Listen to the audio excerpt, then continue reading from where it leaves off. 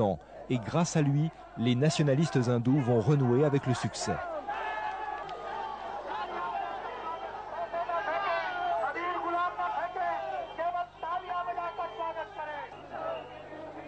Le 6 décembre 1992, devant des officiels indécis et des forces de l'ordre peu motivées, une foule de fanatiques réduit à néant la mosquée.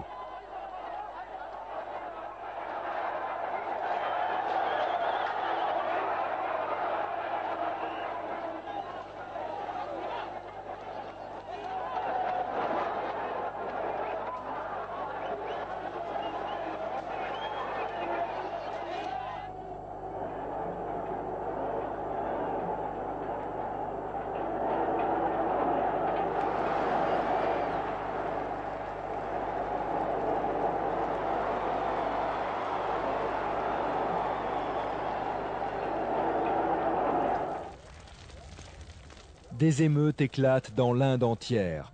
Les musulmans sont pourchassés. À Bombay ont lieu des scènes qui rappellent les massacres de la partition.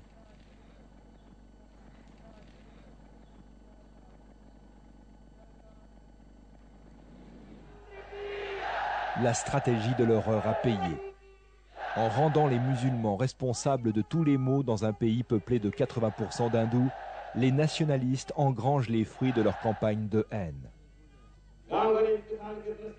En 1998, ils gagnent haut la main les élections. Ils dirigeront le pays pendant 6 ans. Je pense que la chose la plus importante pour Gandhi était de parler à son adversaire, de le convaincre par le dialogue, la conversation, et aussi par le charme, de gagner les gens à sa cause en usant de son influence.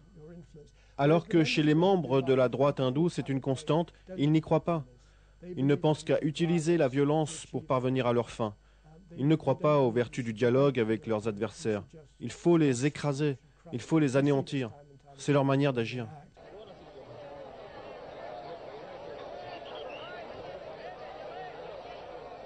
En mai 2004, contre toute attente, le parti du Congrès revient aux affaires et tous les regards se tournent vers son chef, Sonia Gandhi, la veuve de Rajiv.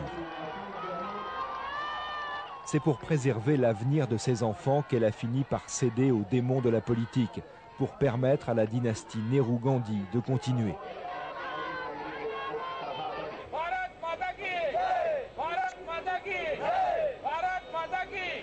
Bien qu'elle porte toujours le sari et qu'elle s'exprime en hindi, les nationalistes hindous ne manquent jamais une occasion de l'appeler l'italienne. Pour ne pas handicaper son propre camp, elle décline la proposition d'être Premier ministre, mais elle conserve la direction du parti.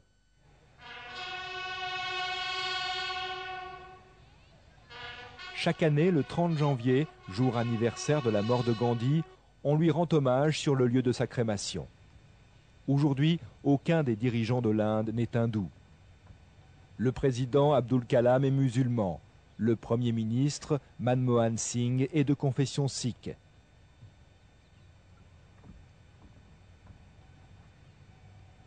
Et c'est une chrétienne, Sonia Gandhi, qui dirige le parti majoritaire au Parlement, le Congrès.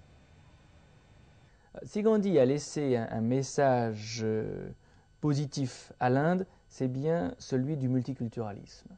Il est depuis le début, il est dès le début un homme qui défend les minorités religieuses et la cohabitation pacifique des communautés. Ce multiculturalisme-là, c'est vraiment son legs positif le plus évident. Chaque vendredi, un petit groupe de disciples de Gandhi se réunit pour filer le coton sur son lieu de crémation.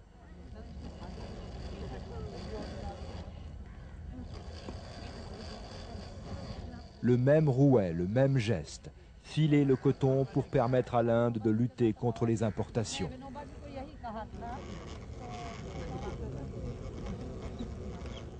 Aujourd'hui, le message des disciples de Gandhi ressemble plus à une incantation qu'à une théorie économique.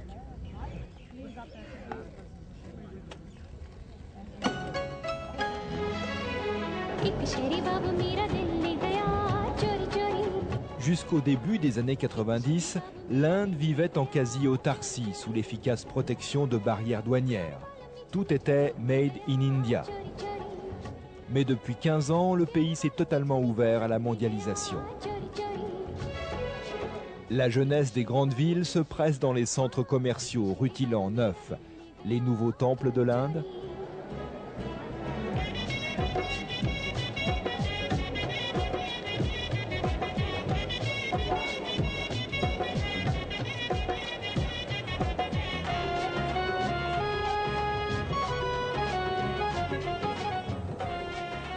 Quand il reviendrait en Inde aujourd'hui, il serait certainement horrifié de voir combien le pays et sa classe moyenne notamment sombre dans le consumérisme à l'occidental. Lui qui a prôné l'autosuffisance villageoise, la défense des petits et l'ascèse, une forme d'ascèse, ne pas consommer plus que nécessaire, respecter la nature. Il y a toute une dimension écologique dans le message de Gandhi.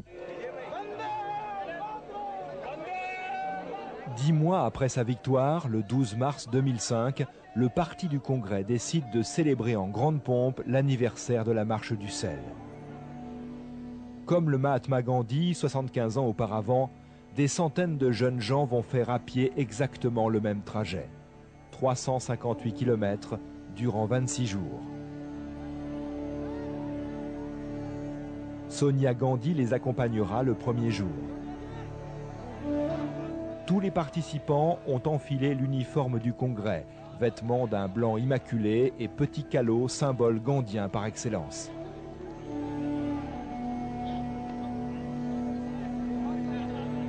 Le fils de Sonia Gandhi, Rahul, 35 ans, arrière-petit-fils de Nehru, s'est décidé à son tour à se lancer en politique.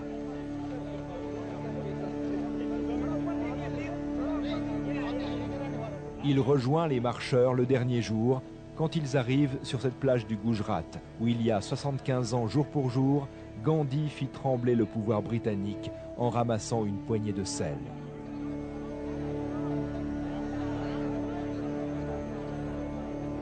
Film 35 mm ou vidéo numérique, les caméras sont toujours là.